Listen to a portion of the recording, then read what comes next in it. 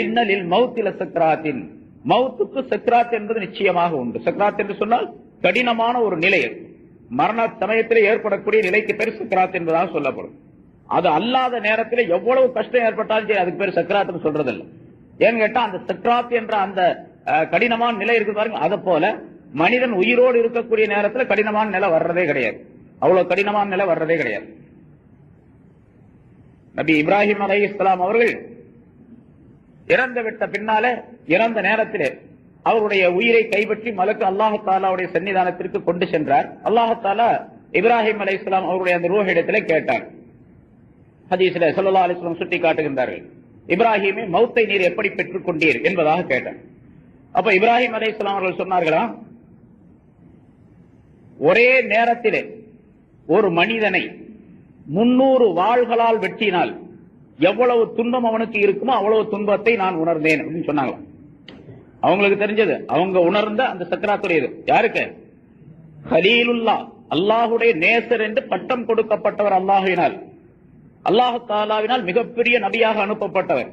அப்படிப்பட்ட நபி அபுல் அன்பியா, நபிமார்களுக்கெல்லாம் தந்தை என்று பெயர் பெற்றார் நபி இப்ராஹிம் அலைஹிஸ்ஸலாம் அவர்களுடைய சக்கராத்துடைய நிலை எப்படி இருந்ததுன்னா, 300 பேர் சேர்ந்து ஒரே நேரத்தில் வாளால வெட்டினா ஒரு ஆளுக்கு எவ்வளவு துன்பம் இருக்கும், எவ்வளவு கஷ்டம் இருக்கும், அவ்வளவு கஷ்டம் இருந்தது என்பதாக குறிப்பிடுகின்றார்கள். சரி, மூசா, அதுக்கு பின்னால மூசா அலைஹிஸ்ஸலாம், மூசா அலைஹிஸ்ஸலாத்துல அல்லாஹ் கேட்டானா, மூசா அலைஹிஸ்ஸலாம் மௌத் ஆகும் போது முன்னால சொல்லி இருக்கிற பலருக்கு தெரியும், மூசா அலைஹிஸ்ஸலாம் ரொம்ப கோபக்காரர், கடுமையான கோபம். எவ்வளவு கோபம் வரும்னு கேட்டா, கோபம் வரக்கூடிய நேரத்தில் அந்த முடிகள் எல்லாம் அப்படியே சிலிர்த்து நின்றுக்கணும். முடி சிலிர்க்கிறது அப்படின்னு சொல்ற மாதிரி இருக்கு, அப்படியே முடியெல்லாம் நெட்டுக்கிட்டு நிக்கணும். நமக்கெல்லாம் முடி இந்த கை காலில் இருக்கக்கூடிய முடியெல்லாம் சிலிர்த்து நேரம் நிற்கும். மூசா அலைஹிஸ்ஸலாத்துக்கு தலையில இருக்கிற முடியெல்லாம் நேரம் நின்றுக்குமா கோபம் வந்துச்சுன்னா, அவ்வளவு கோபம் வரும். அதனால தலப்பா கட்டி இருப்பாங்க, கோபம் வந்துச்சுன்னா தலப்பா கீழே விழுந்துருமா, அந்த மாதிரி கோபம் வரும். மலக்குல் மௌத் உயிரை கைப்பற்றக்கூடிய இஸ்ராயில் அலைஹிஸ்ஸலாம் அல்லாஹ் தஆலா உங்க ரூஹை கைப்பற்றிட்டு வர சொன்னான் அப்படின்னு சொன்னாங்க. இவர் வந்த உடனே முதல்ல எங்க வந்தீங்க சலான்னு சொல்லி இந்த மாதிரி வந்திருக்கிறேன் அப்படி அப்படின்னு சொன்னார். உடனே வந்த உடனே இவர் உங்களை ரூஹை கைப்பற்றி கொண்டு வரும்படியா அல்லாஹ் சொன்னான்னு சொன்ன உடனே மூசா அலைஹிஸ்ஸலாத்துக்கு கோபம் வந்துருச்சு. உடனே ஓங்கி ஒரு அடி விட்டார். யார? மலக்குல் மௌத்த ஸல்லல்லாஹு அலைஹி வஸல்லம் சொல்லுகின்றார், ஹதீஸ்ல வருது. ஓங்கி ஒரு அடி கொடுத்தாங்க. அடி கொடுத்த உடனே ஒரு கண்ணு அப்படியே ஓட்டையா போச்சு. அவங்க மனித வடிவத்துல வந்தாங்க, வந்ததுனால அடி கொடுத்த உடனே கண்ணு, ஒரு கண்ணு போயிடுச்சு. அப்படியே கண்ணை பிடிச்சிட்டு அவர் அல்லாஹ்ட்ட போயிட்டார். போய் யா அல்லாஹ், இந்த மாதிரி ஒரு ஆள்கிட்ட போய் ரூஹ் வாங்கிட்டு சொன்னேன், அவர் அடிச்சு கண்ணுங்க எல்லாம் ஓட்டையா போச்சு அப்படின்னு சொன்னார். அல்லாஹ் தஆலா தன்னுடைய குதிரத்தினால கண்ணை நல்லா ஆக்கிட்டு அப்புறம் திரும்ப இஸ்ராயில் அலைஹிஸ்ஸலாத்தை சொல்லி அனுப்பினான். சரி, அவர் கொஞ்ச நாளைக்கு இருக்கணும் போல இருக்கு ஆசை உலகத்துல, அவர்கிட்ட போய் சொல்லு, ஒரு மாட்டுடைய முதுகின் மீது அவரை கைய வைக்க சொல்லு. ஒரு கையை அப்படி விரிச்சு வைக்க சொல்லு, ஒரு கையோ 2 கையை விரிச்சு வைக்க சொல்லு. அவருடைய கைக்கு கீழே எத்தனை முடிகள் இருக்கின்றனவோ, மாடோ ஆடோ வச்சுங்க, மாடுன்னு தான் வருது ஹதீஸ்ல, ஒரு மாட்டுடைய முதுகின் மீது மேனியின் மீது கையை வைக்க சொல்லு. அந்த கையை சுத்தி அது கைக்குள்ள எத்தனை முடி இருக்கு, ஒரு முடி 1000 கணக்கான முடி இருக்கும்ல, 2000 3000 முடி இருக்கும் அந்த மாட்டுடைய முதுகு மேல இருக்கிற முடி. அதுல எத்தனை முடி இருக்குதோ ஒரு முடிக்கு 1 வருஷம் வீதம் அவருக்கு வயசு கொடுக்கப்பட்டிருக்கின்றது அப்படின்னு சொல்லிட்டு அப்படின்னு சொன்னாங்க.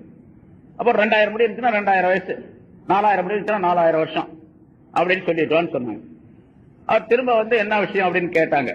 இந்த மாதிரி அல்லாஹ் தஆலா சொன்னான். அப்ப அதுக்கு பிறகு அப்படின்னு கேட்டாங்க. 4000 வருஷம், சரி 4000 முடி இருந்துச்சு, 4000 வருஷம், அதுக்கு பிறகு மௌத்தாக வேண்டியதுதான். அப்படியா? அப்படின்னா இப்பவே எடுத்துட்டு போயிடு அப்படின்ட்டாங்க மூசா அலைஹிஸ்ஸலாம். இப்பவே கைப்பற்றிட்டு போயிடு. சரி, மூசா இஸ்ராயில் அலைஹிஸ்ஸலாம் அவங்களுடைய ரூஹை கைப்பற்றி கொண்டு சென்றார்கள். ரூஹ் அல்லாஹ் தஆலாவுடைய சன்னிதானத்துக்கு கொண்டு செல்லப்பட்டது. அந்த மூசா அலைஹிஸ்ஸலாம் அவர்களிடத்தில் அல்லாஹ் தஆலா கேட்கிறான், மூசாவே, மௌத்துடைய அந்த கடினமான நிலையை சக்கராத்தை நீர் எப்படி கண்டு கொண்டீர், எப்படி பெற்றுக் கொண்டீர் அப்படின்னு கேட்டான் அல்லாஹ் தஆலா.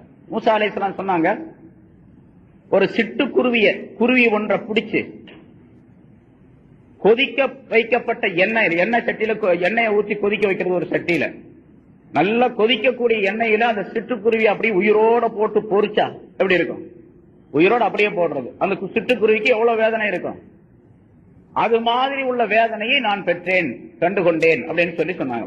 இது மூசா அலைஹிஸ்ஸலாத்துக்குள்ள சக்கராத்து. நமக்கெல்லாம் எப்படி இருக்கும்? அப்ப அவரு எவ்வளவு பெரிய நபி, அல்லாஹ்ட்ட நேரா பேசினாங்க. இங்க இருந்து கலீமுல்லா, மூசா கலீமுல்லா, அல்லாஹ் இடத்தில் பேசியவர் அப்படின்னு பட்டம் பெற்றிருக்கார். அப்ப சாதாரண நம்ம போல உள்ள மனிதர்களுக்கு சக்கராத்து எப்படி இருக்கும்?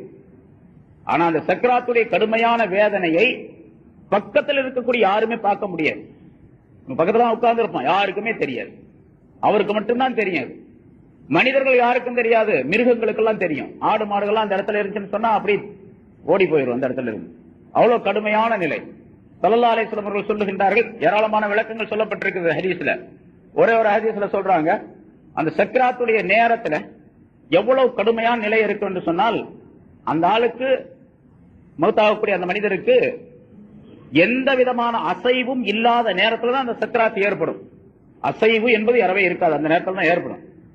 அவனுக்கு கொஞ்சம் எழுந்து ஓடக்கூடிய, எழுந்து நடக்கக்கூடிய அளவுக்கு சக்தி இருந்தால், அந்த நேரத்தில் சக்தி கொடுக்கப்பட்டு விட்டால் அவன் எழுந்து ஓடுவான், காடு காடாக ஓடுவான்.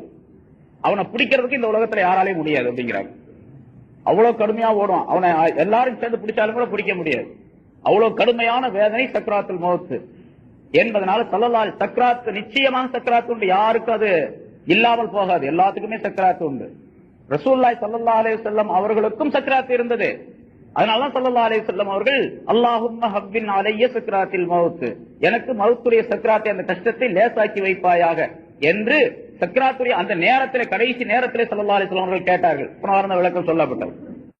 சக்ராத், மௌத்துக்கு சக்ராத் என்பது நிச்சயமாக உண்டு என்பதாக சொல்லுகின்றார்கள். சக்ராத்துடைய நேரத்தில் எல்லா சத்தமும் அடங்கி ஒடுங்கி விடும். இவன் சத்தம் போடவே முடியாது. இன்கதா குல்லு சௌத்தின் இன்த சக்ராத்தில் மௌத், மௌத்துடைய சக்ராத் வரும் கூடிய நேரத்தில் எல்லா சத்தங்களும் அடங்கிவிடும்.